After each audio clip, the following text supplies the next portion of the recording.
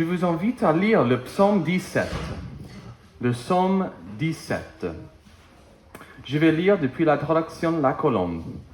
Ce psaume aborde plusieurs sujets, mais s'il y a un thème principal, c'est que Dieu est un refuge pour nous. C'est un thème d'actualité. Nous réagissons tous à nos peurs, à nos inquiétudes, à nos frustrations, à nos déceptions. La question nous concerne donc tous. Qu'est-ce que nous faisons lorsque nous sommes frustrés? Vers qui ou vers quoi nous tournons-nous lorsque nous sommes dans la détresse? Les détails du contexte de ce psaume peuvent nous sembler un peu éloignés. David, qui l'a rédigé, était roi, environ 1000 ans avant la naissance de Jésus. Des gens le cherchaient pour le tuer. Ces détails ne s'appliquent pas à nous, mais le fait que David avait des peurs et qu'il cherchait un refuge, ça, c'est toujours d'actualité pour nous. Alors, en vue de ce thème de refuge, je vous invite à lire le psaume 17. Prière de David. Éternel, écoute ce qui est juste. Sois attentif à mon cri. Prête l'oreille à ma prière faite avec des lèvres sans gouze. Que mon droit paraisse devant ta face.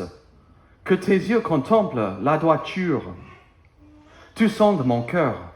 Tu le visites la nuit. Tu m'éprouves. Tu ne trouveras rien. Ma parole ne dépasse pas ma pensée. À la vue des actions des hommes, par la parole de tes lèvres, je me garde des sentiers des violents. Mes pas sont fermes dans tes voies. Mes pieds ne chancellent pas. Je t'invoque, car tu me réponds, ô Dieu. Incline vers moi ton oreille. Écoute ma parole. Toi qui sauves ceux qui cherchent un refuge, montre les merveilles de tes bienfaits, par ta droite contre les assaillants. Garde-moi comme la prunelle de l'œil. Cache-moi à l'ombre de tes ailes. Contre les méchants qui me persécutent, contre mes ennemis acharnés qui me cernent. Ils se renferment dans leur graisse, leur bouche parle avec orgueil. Ils sont sur nos pas. Déjà, ils nous entourent, ils jettent les yeux sur nous pour nous étendre à la terre. On dirait un lion avide de déchirer, un lionceau aux aguets dans son repère. Lève-toi, Éternel, marche à sa rencontre, fais-le plier. Délivre-moi du méchant par ton épée. Des hommes par ta main, Éternel, des hommes de ce monde.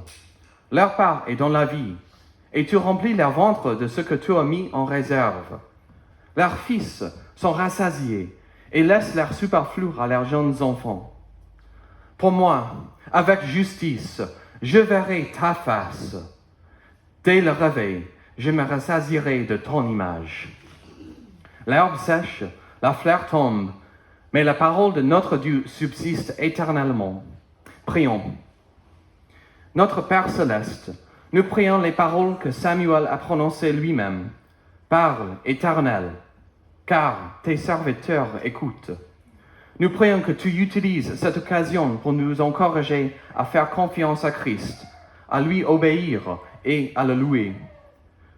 Nous prions que nous ne nous laissions pas distraire par toutes nos préoccupations, qu'elles soient importantes ou non. Nous prions que tu utilises ce culte pour nous transformer par le renouvellement de l'intelligence, afin que nous nous conformions à l'image de notre Seigneur, qui est mort sur la croix pour nous, qui a été ressuscité pour nous, et qui intercède sans cesse pour nous à la droite de trône de gloire. Amen. Il y a 150 psaumes, parmi lesquels il y a des psaumes qui sont des cantiques, des psaumes de souvenirs, des psaumes des actions de grâce et des psaumes qui sont plutôt de prières. Notre psaume ce matin, le psaume 17, est une prière et je pense que ce psaume est même un modèle de prière. Ce qui fait que ce psaume est un modèle de prière sera en fait le fil conducteur de cette prédication. Avant d'aborder le contenu de ce psaume, il faut préciser que, d'après les commentateurs, David a rédigé ce texte alors qu'il fuyait le roi Saül. Saül considérait David comme une menace. Sa solution était donc de le tuer. Même si ce contexte semblait assez éloigné de notre situation, puisque nous ne sommes pas les rois d'un royaume et que nous ne sommes pas poursuivis par quelqu'un qui cherche à nous tuer, David, en tout cas, l'auteur de ce psaume, éprouvait, comme nous, des moments difficiles. Et au milieu de ces difficultés, il s'est tourné vers Dieu. Et c'est dans ce sens que ce psaume est toujours d'actualité pour nous. Nous allons aussi observer les manières dont ce psaume nous amène vers Jésus. Il y a 3 parties dans ce psaume. Les 5 premiers versets constituent la première partie dont le thème est que Dieu entend les prières de ceux qui se répondent. Dieu entend les prières de ceux qui se répondent. Dans le premier verset, David écrit « Éternel, écoute ce qui est juste. Sois attentif à mon cri.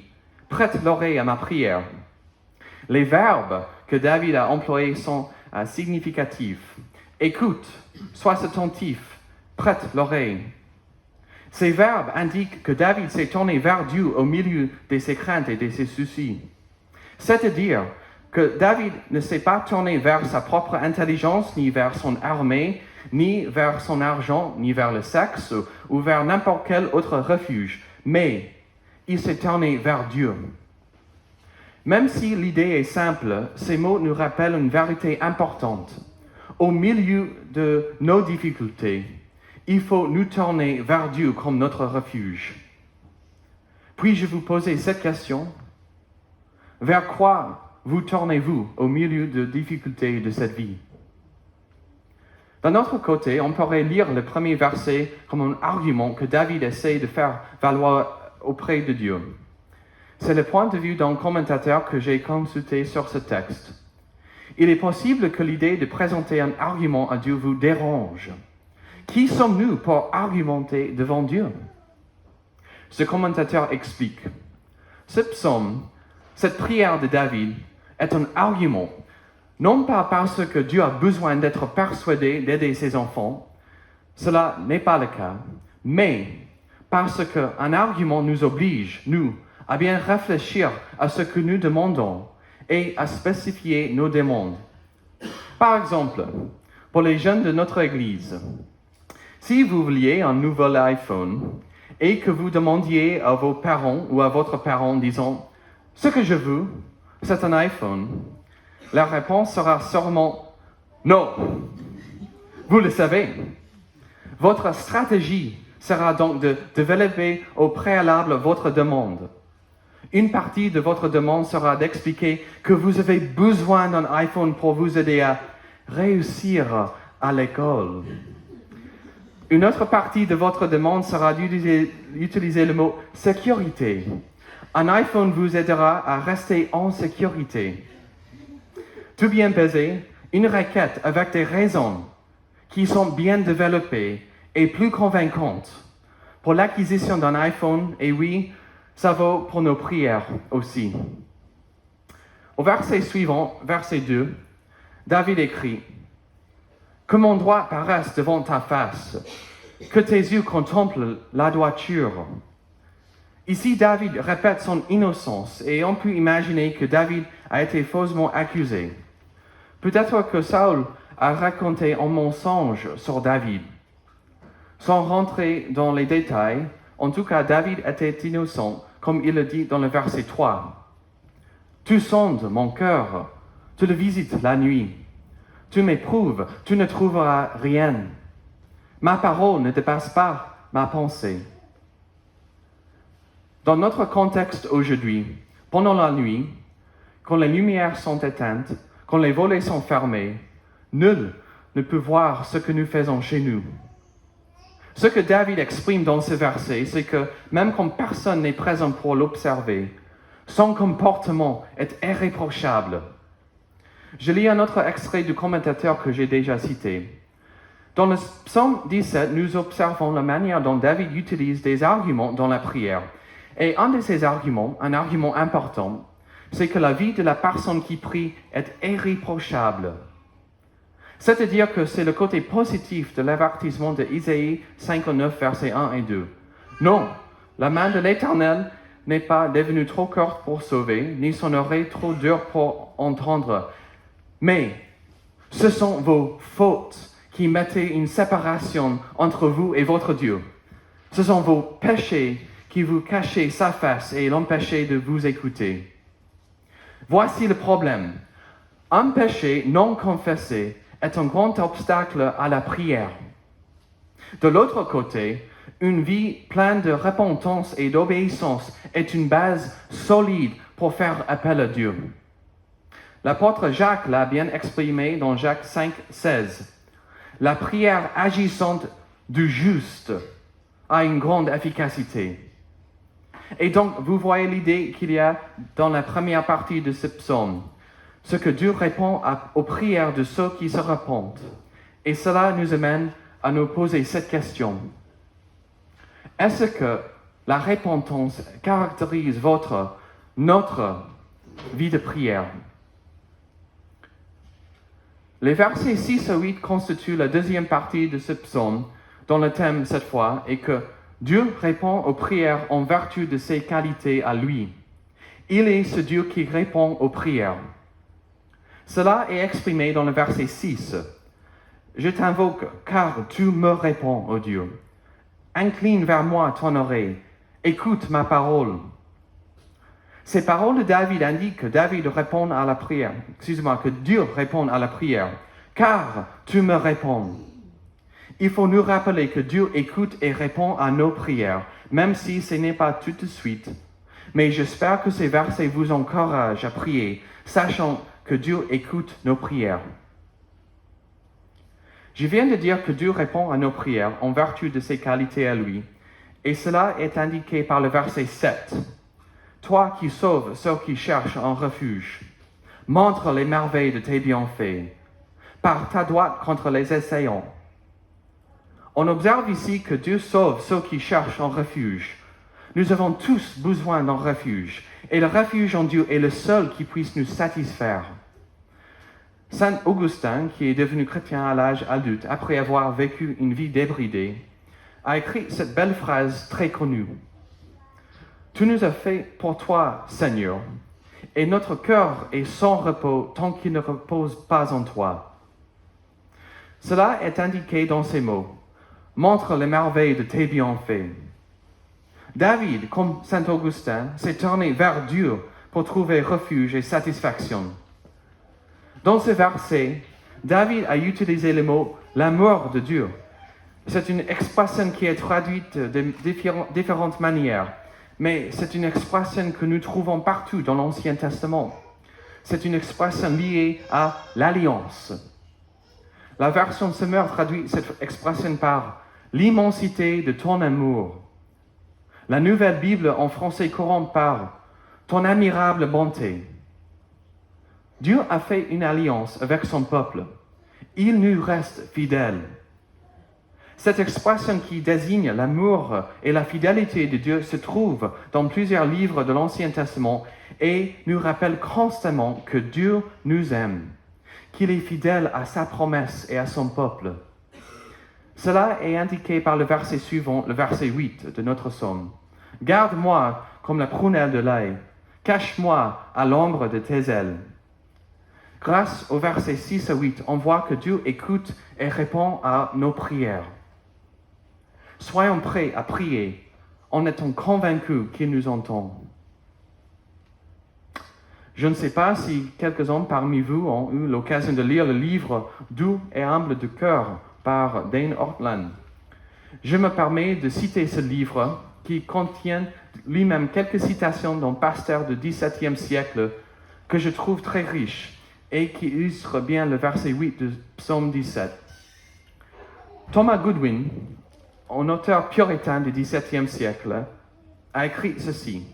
« La joie, la consolation, le bonheur et la gloire de Christ sont accrus et élargis lorsqu'il procure aux membres de son corps ici-bas grâce, miséricorde, pardon, apaisement et consolation. » Cette citation, qui est un reflet de tout ce livre, nous rappelle le fait que Christ est venu afin de nous donner sa miséricorde, son pardon et aussi son apaisement et sa consolation.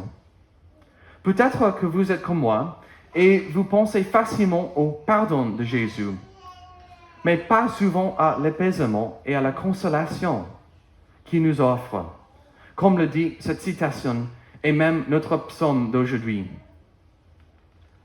Je me permets de lire une seconde citation qui nous rappelle la vérité que Christ est toujours à l'écoute. Il est toujours disponible pour être notre refuge. Et comme l'explique cet auteur, Christ se réjouit lorsque nous nous tournons vers lui pour nous réfugier en lui. La gloire et le bonheur de Christ sont élargis et accrus dans la mesure où les membres de son corps s'approprient toujours plus sa mort rédemptrice, de sorte que, lorsque leurs péchés sont pardonnés, leur corps est plus sanctifié et leur esprit est réconforté. Ils voient le fruit de son labeur et ils en tirent du réconfort, car il est d'autant plus glorifié, oui, il en éprouve beaucoup plus de plaisir et de joie qu'eux. Cette dernière phrase m'a étonné, pas tout dans le mauvais sens du terme, au contraire, dans le bon sens. David a écrit au verset 8 de notre psaume de ce matin, « Garde-moi comme le prunelle de l'œil, cache-moi à l'ombre de tes ailes. » Et cette vérité que Dieu prend soin de nous, il veut que nous nous tournions vers lui dans notre détresse. Il a démontré d'une façon ultime en nous envoyant Jésus. Ce que l'auteur de ce livre et le pasteur Thomas Goodwin expriment, c'est que Dieu veut que nous nous tournions vers lui lorsque nous en avons besoin. Quand nous sommes inquiets, tristes, effrayés, tentés, etc., etc. C'est étonnant, n'est-ce pas, que le Dieu de l'univers veut que nous nous tournions vers lui pour être réconfortés. C'est même Dieu vers lequel David s'est tourné dans sa détresse pour le garder à l'ombre de ses ailes, et le même Dieu qui nous a envoyé son Fils, qui nous a dit, « Venez à moi, vous tous qui êtes fatigués et chargés, et je vous donnerai du repos. Prenez mon joug sur vous et recevez mes instructions, car je suis doux et humble du cœur, et vous trouverez du repos pour vos âmes, car mon joug est aisé et mon fardeau léger. » Donc, vous voyez que Dieu répond aux prières en vertu de ses qualités à lui. Il est ce Dieu qui répond aux prières. C'est ce que l'on a vu dans ce deuxième point. Et maintenant, les versets 9 à 15 constituent la troisième et dernière partie de ce psaume, dont le thème, cette fois, est l'ultime espoir du chrétien en prière. David écrit au verset 9 à 10, « Des méchants qui me persécutent, contre mes ennemis acharnés qui me cernent. Ils se renferment dans la graisse, leur bouche parle avec orgueil. » Je ne sais pas si l'un d'entre vous a déjà été accusé à tort. Il est possible que certains d'entre vous, qui êtes des étudiants, vous ayez déjà été moqués par des personnes. Peut-être que des personnes savent que vous passez vos dimanches matin dans une église et ils vous ridiculisent par cela. Peut-être que vous qui travaillez dans une entreprise, vous faites l'objet des plaisanteries parce que vous essayez de vous conduire de manière biblique. Et donc, vous ne faites pas certaines choses que les autres font. Vous comprenez bien ces mots de verset 10. Ils se renferment dans la graisse, leur bouche parle avec orgueil. Au début de cette prédication, j'ai dit qu'il était possible que David ait rédigé ce psaume lorsque le roi Saül le poursuivait. Non, personne ici aujourd'hui n'est roi d'un pays et j'espère que notre vie n'est pas menacée. Mais David connaissait les conflits personnels. Il a enduré les fausses accusations. Être chrétien ne signifie pas que notre vie sera sans difficulté, mais cela signifie qu'au milieu des difficultés, nous avons de l'espoir. Regardez comment David a répondu à ces accusations, à ces difficultés relationnelles, comme on le voit au verset 13. « Lève-toi, Éternel, marche à sa rencontre, fais-le plier. » Ici, nous observons que David n'a pas perdu son sang-froid. Il n'a pas cherché à se venger. Il s'est plutôt tourné vers le Seigneur dans la prière. C'est-à-dire que sa première réponse était de prier. Et cela vaut pour nous aussi. Au verset 14, David pose la question que nous nous posons tous de temps en temps. Pourquoi les méchants prospèrent-ils? Pourquoi les étudiants qui trichent ont-ils les meilleures notes? Pourquoi les employés malhonnêtes obtiennent-ils des promotions? Regardez la réponse de David.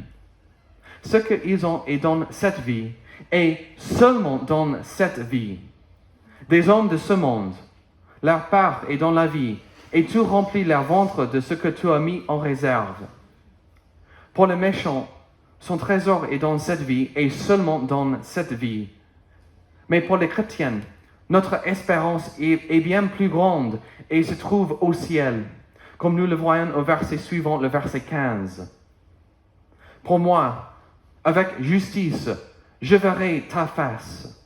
Dès le réveil, je me rassasierai de ton image.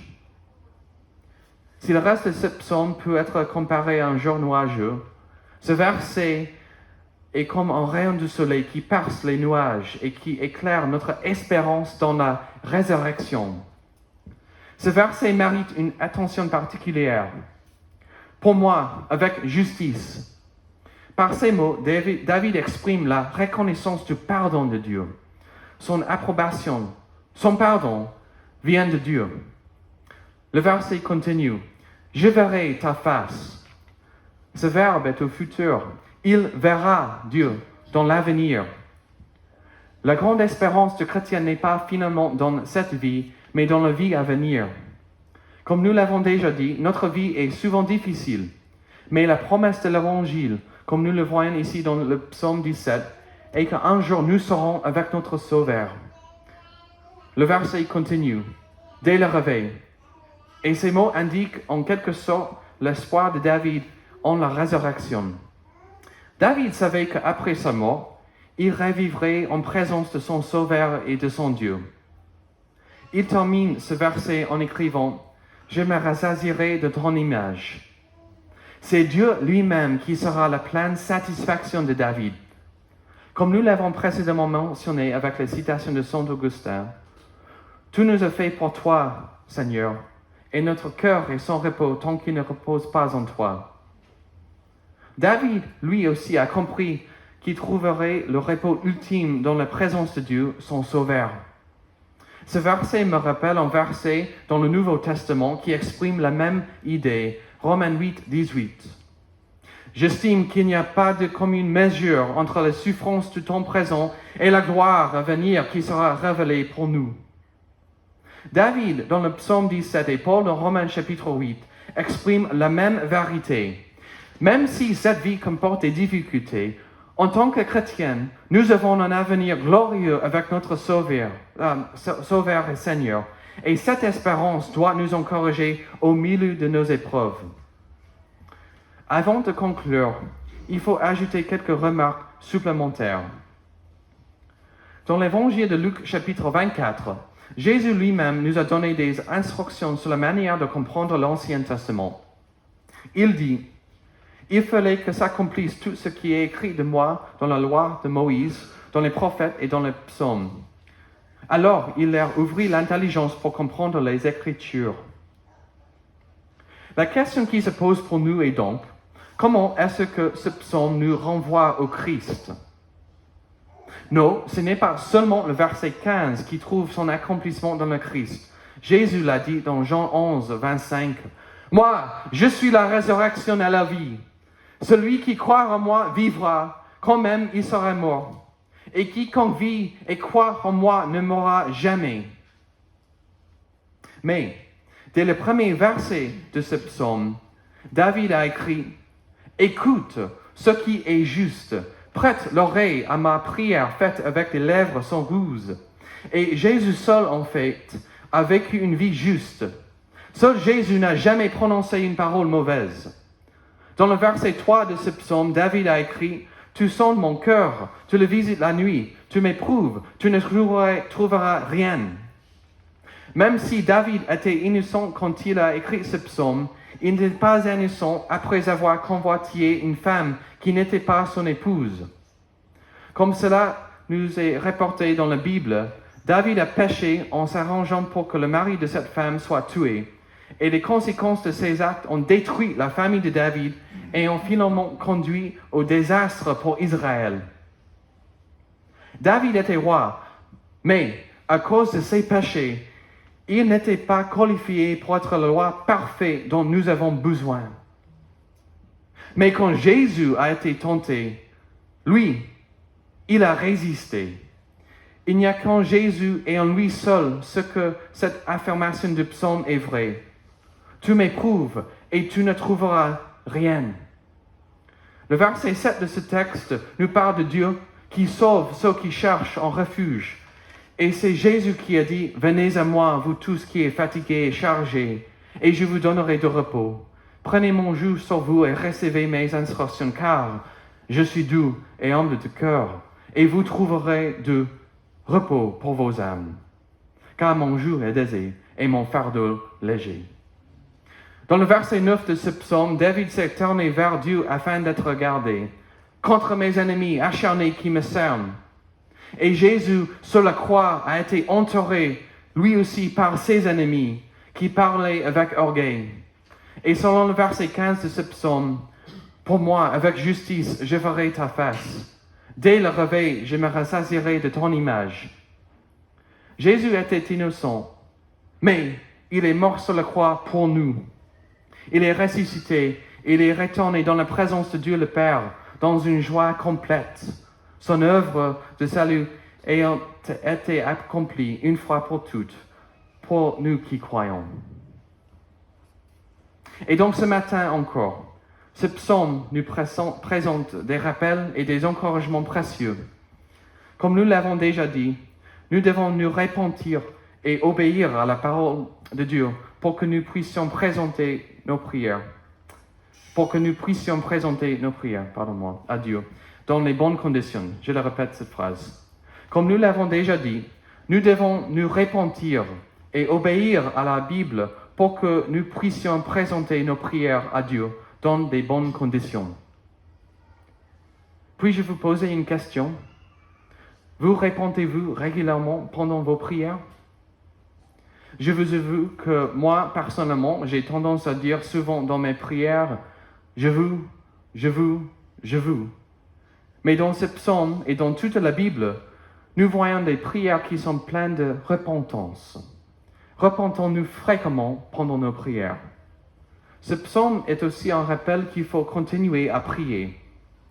Dieu entend et répond à nos prières. Au début de cette prédication, j'ai suggéré que ce psaume puisse être un modèle de prière pour nous.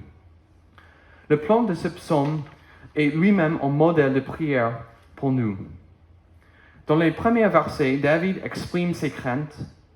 Il se tourne ensuite vers Dieu pour se réfugier en lui. Il exprime ensuite sa colère sans perdre son sang-froid. Et enfin, il conclut ce psaume avec l'espoir de sa vie ressuscitée. Puis je vous propose ce modèle pour nos prières. Que nous exprimions nos difficultés, que nous confessions nos péchés, que nous demandions à Dieu ce que nous voulons et que nous terminions nos prières en rendant grâce pour l'espoir que nous avons en la résurrection par la foi en Christ. Prions.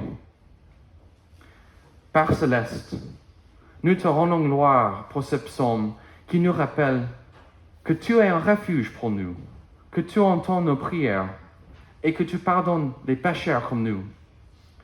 Nous prions que tu nous aides à être prêts à nous tourner vers toi dans la prière et à terminer nos prières en nous souvenant de la promesse de l'Évangile, que nous verrons ta face. Dès le réveil, nous nous rassasierons de ton image. Amen.